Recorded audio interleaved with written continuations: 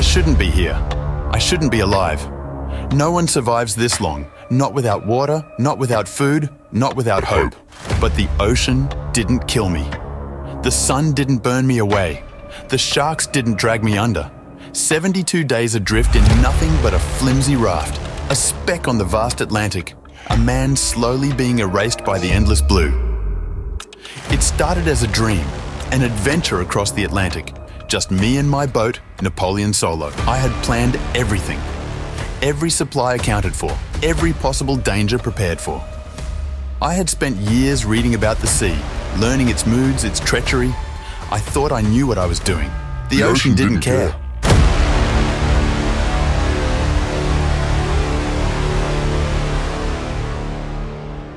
The first few days of my journey were perfect.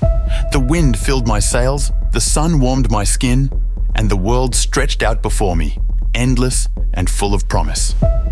I sailed alone, but I didn't feel lonely.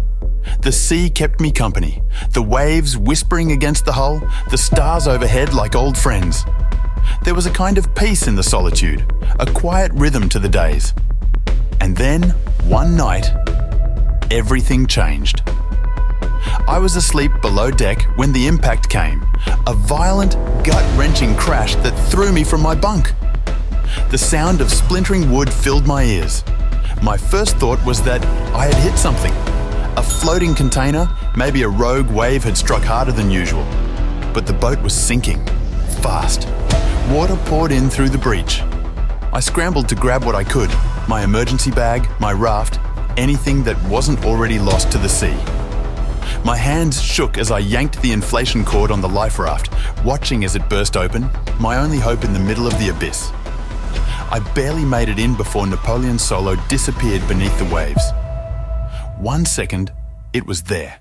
My home, my safety. The next, it was gone. And then it was just me.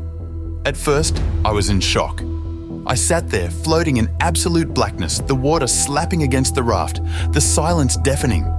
I expected another ship to come by, to see my distress signal, to pull me out of this nightmare. I had flares after all. Someone would come. No one came. The first day, I rationed my water carefully.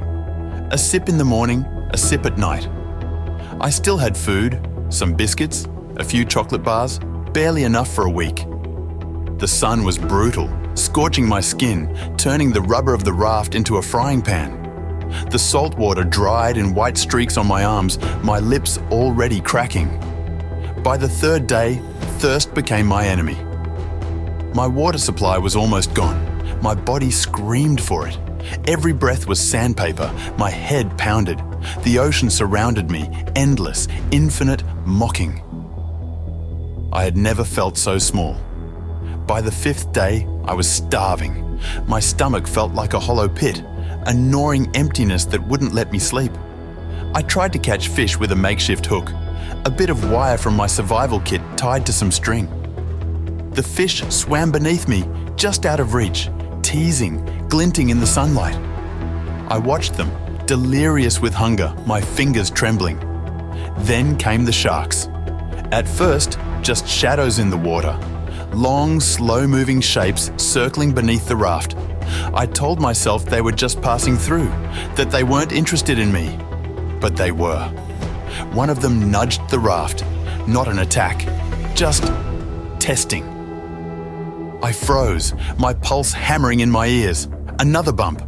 The raft rocked violently. My hands tightened on the edges, my breath shallow. I was prey.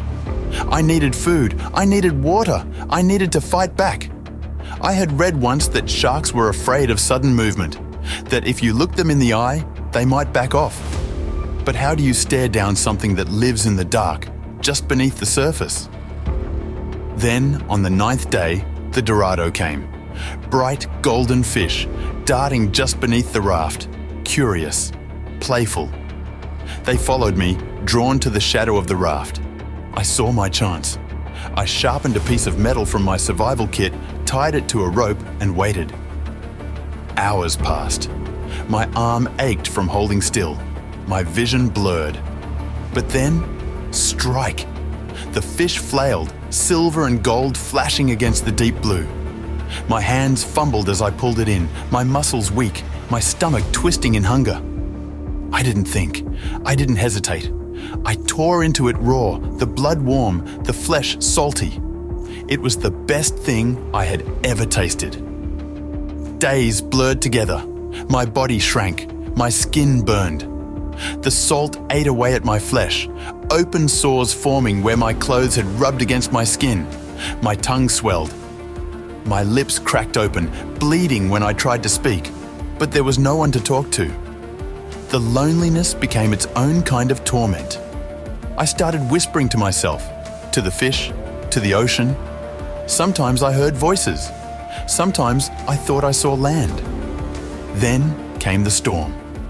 The sky turned black, the wind screaming through the waves. Rain lashed against my face, the raft tossing like a toy in a bathtub. Lightning split the sky, illuminating the nightmare, walls of water rising around me, crashing down, burying me. I bailed water with my hands, with my shirt, with everything I had. But it kept coming. The raft flipped. I was underwater. Cold, crushing blackness, salt flooding my nose, my lungs. My arms thrashed, my body desperate to reach the surface. When I broke through, I gasped, coughing, clawing for the raft. It was upside down. The sky spun above me, the waves tossing me like a rag doll. I didn't have the strength. I almost let go. Then I thought of my family, my father, my mother, the people I had left behind. The people who would never know what happened to me if I disappeared out here. I screamed, a raw, ragged sound against the storm, and I pulled myself back in. The storm passed. I was still alive. Days passed. More hallucinations. More waiting. The raft slowly falling apart, my body barely holding together. Then, on the 72nd day, I saw it. A ship. At first, I thought it was another illusion. My brain playing tricks on me. But it was real.